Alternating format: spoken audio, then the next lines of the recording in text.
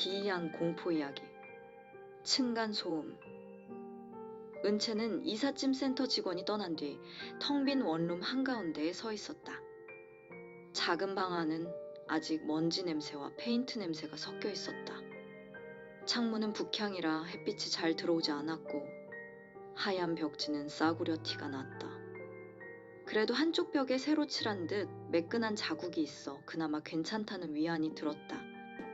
조용하기만 하면 돼. 이번엔 제발. 프리랜서 영상 편집자로 일한 지 3년. 매일 밤새 모니터 앞에 앉아 자잘한 컷 편집, 효과음 싱크, 광고 영상의 색 보정까지 해야 했다. 그녀의 하루는 보통 저녁에 시작해 새벽에 끝났고 오전에 잠들어 오후에 깨어나는 생활의 반복이었다. 그런 삶에서 가장 힘든 건 소음이었다. 위층 아이가 뛰는 소리, 옆집 청년의 게임 소리, 갑자기 들리는 피아노 연습 소리. 모든 게 집중을 깨트렸고 결국 불면증까지 불러왔다. 이번에 선택한 집은 월세가 시세보다 저렴했지만 부동산 중개인은 자신 있게 말했다. 여기는 괜찮습니다. 구조가 튼튼해서 층간소음 거의 없어요. 은채는 그 말을 믿고 계약을 했다. 사실 다른 선택지도 없었다. 월세를 감당하려면 이 정도 집이 한계였다. 짐을 정리하던 첫날 밤. 은채는 책상 위에 노트북을 올려놓고 냄비에 물을 끓였다. 새로 산 커튼을 달고 스탠드를 켰다. 새 집에 적응하는 설렘보다는 이번엔 조용했음 하는 간절한 바람이 더 컸다. 라면이 끓어오르는 순간이었다. 띵동! 초인종 소리가 어색하게 방 안에 울렸다. 문을 열자 낯선 노인이 서 있었다. 70은 좋게 넘어 보이는 나이, 옷차림도 하얀 러닝에 오래된 칠부 바지. 빼삭말라 그 모습이 더 남루해 보였다. 노인의 눈은 희미하게 떨리면서도 이상하게 날카로웠다. 입술은 미소를 띄었지만 눈동자는 웃고 있지 않았다. 아가씨, 밤에는 조용히 좀 해줘. 쿵쾅거리는 소리 다 들리던데. 첫 마디의 은채는 머릿속이 하얘졌다. 남은 짐을 정리하면서 밑에 집에 소리가 들렸나 보다. 하지만 고작 그 정도로 이렇게 찾아올 줄은 몰랐다. 아, 죄송해요. 남은 짐을 정리하느라 조금 시끄러웠나 봐요. 이제 다 끝났어요. 노인은 가만히 고개를 끄덕이더니 미소를 유지한 채 돌아섰다. 그러나 뒷모습에서 느껴지는 기묘한 압박감이 은채의 가슴을 짓눌렀다. 그의 지팡이 끝이 바닥을 두드리는 쿵쿵 소리가 계단 아래로 사라질 때까지 은채는 문을 닫지 못했다. 라면은 다 불어버렸다. 은채는 젓가락을 들지도 못한 채 창문 밖을 내다봤다. 아래층 창문에 켜진 노란 불빛. 그곳에서 그 노인이 위를 올려다보고 있다는 착각이 들었다. 별일 아니야. 그냥 예민한 할아버지일 뿐이야. 스스로를 다독였지만 뭔가 불안한 마음은 가라앉질 않았다. 새벽까지 이어진 작업 속에서도 귀에는 계속 쿵쿵 하는 환청 같은 소리가 울려 퍼졌다. 밤 11시 50분. 모니터 화면 속 인코딩 막대가 천천히 차오르던 순간 띵동 초인종이 울렸다. 은채는 순간 또? 하는 표정으로 입술을 깨물었다. 하루 전 정리하다가 시끄러웠던 건 이해할 수 있었지만 오늘은 단 한 번도 의자를 끄적이지도 않았고 발소리를 낼 일도 없었다. 문을 열자 역시 그 노인이 서 있었다. 이번에는 어제보다 더 깊은 주름이 얼굴에 새겨진 듯 보였다. 그의 눈동자는 작게 떨리고 있었지만 목소리는 단호했다. 아가씨, 발소리, 의자 끄는 소리, 밤마다 시끄러워 죽겠어. 좀 조심할 수 없는겨? 은채는 눈을 크게 떴다. 저 의자는 들어서 옮겼어요. 발소리도 방금까지 앉아 있었는데요. 노인은 대꾸하지 않았다. 다만 은근히 미소를 지으며 지팡이를 짚고 돌아섰다. 그 지팡이 끝이 바닥을 두드릴 때마다 은채의 심장도 같이 울렸다. 다음 날 아침 휴대폰에 알림이 쏟아졌다. 어제도 어르신이 밤새 잠을 못 주무셨대요. 젊은 사람이 조금만 조심하면 되지. 밤 12시 이후에는 소리 나는 건 자제하는 게 맞지 않나요? 짧은 메시지들이 하나 둘 쌓이면서 톡방 분위기는 빠르게 굳어졌다. 마치 문제는 윗집 여자라는 프레임이 이미 결론처럼 자리 잡아버린 듯했다. 은채는 휴대폰을 내려놓았다. 머리가 띵 하고 속에서 묘한 답답함이 차올랐다. 억울했다. 하지만 글을 올려 반박하면 오히려 싸우려 드는 세입자로 찍힐 것이 뻔했다. 그날부터 은채는 움직임 하나하나에 신경을 곤두세웠다. 발끝으로만 걸었고 컵을 내려놓을 때는 수건을 깔았다. 노트북 펜소리조차 민망할 정도였다. 하지만 그럼에도 밤이 되면 초인종은 울렸다.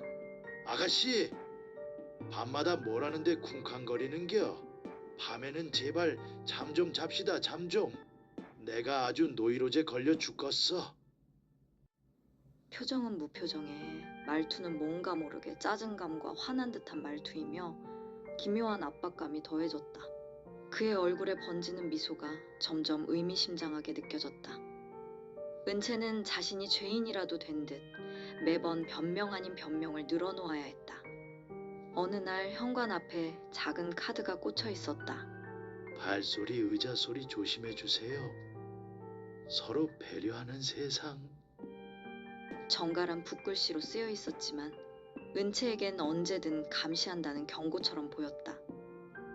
그날 밤 톡방에는 새로운 글이 올라왔다. 어르신이 밤마다 힘들어 하시는데 보기 안쓰럽네요. 잠도 못 주무신다는데. 윗집 새로 오신 분 조금만 조심해 주세요. 서로 배려하며 살아야죠. 메시지 끝에는 웃는 이모티콘이 붙어 있었지만 은채의 눈에는 조롱으로만 보였다. 은채는 결심했다.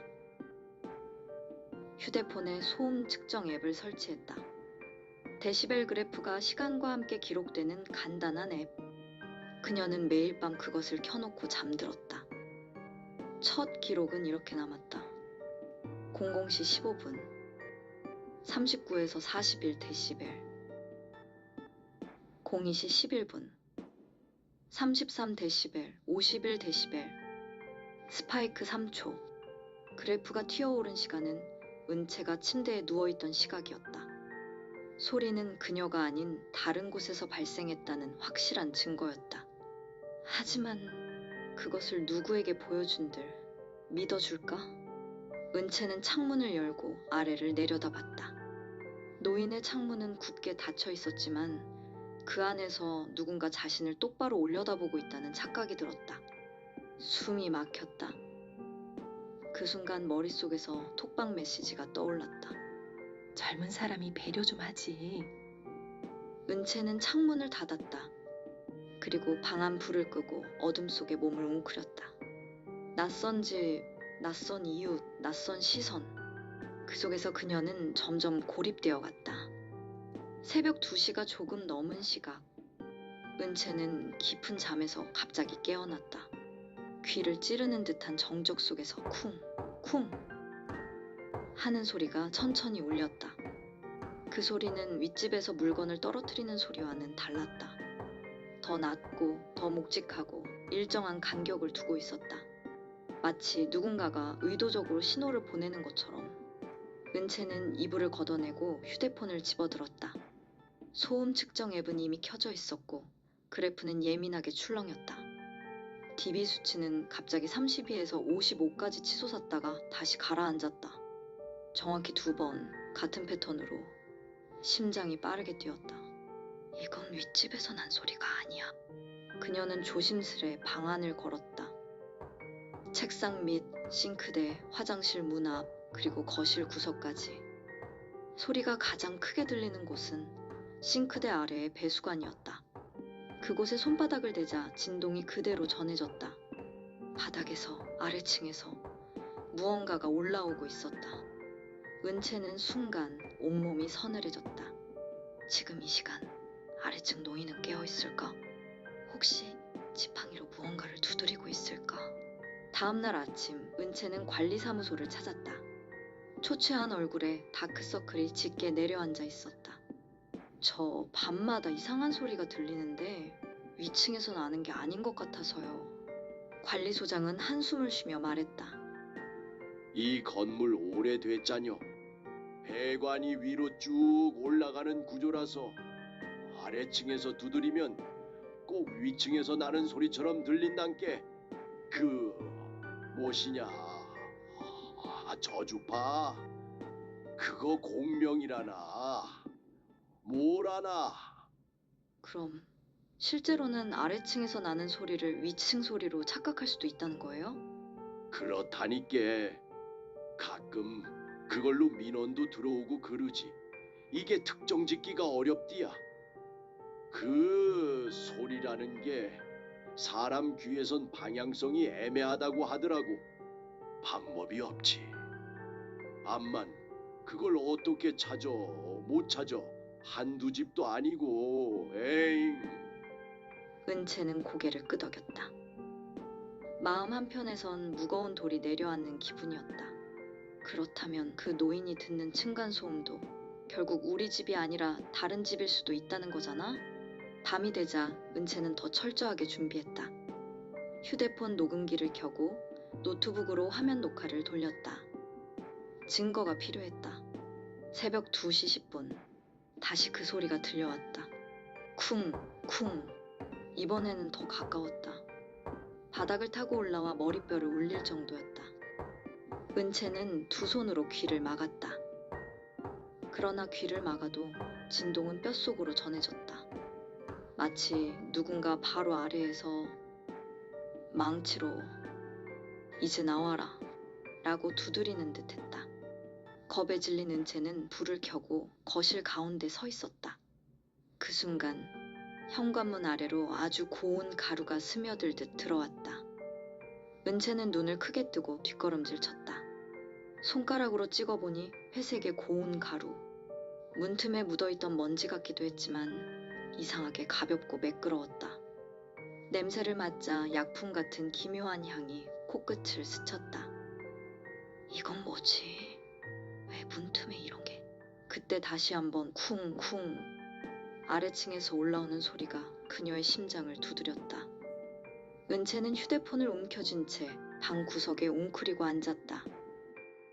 은채가 새벽의 쿵쿵 소리에 시달리며 잠든 지 얼마 지나지 않아 아파트 단지는 소란스러웠고 아침 7시 경비 아저씨의 다급한 목소리가 집안 스피커로 통해 울려 퍼졌다. 입주민 여러분, 관리소입니다. 경찰에서 뭔가 조사할 게 있다니께. 잘 좀 협조해 줘요. 은채는 그 소리에 눈을 비비며 일어나 밖에서 들리는 소란스러움에 창문을 열어보았다. 멀리 단지 입구 쪽에 파란 천막과 노란 폴리스 라인이 보였다. 사람들이 웅성거리며 휴대폰을 들어 촬영하고 있었다. 이게 무슨 일이야? 밤에 뭔 일이 난 건가? 저 사람들은 다 뭐고 경찰은 또 왜? 라고 중얼거리는 그때 휴대폰 뉴스 알림이 울렸다. 새벽 2시경 공포시 무섭동 소름빌라 골목에서 여성 피살, 계단에서 머리 가격당해 사망. 은채의 심장이 덜컥 내려앉았다. 새벽 2시? 그 시간에 나도 깨어 있었는데. 그 사건이 은채가 겪게 될 끔찍한 비극의 시작이었다.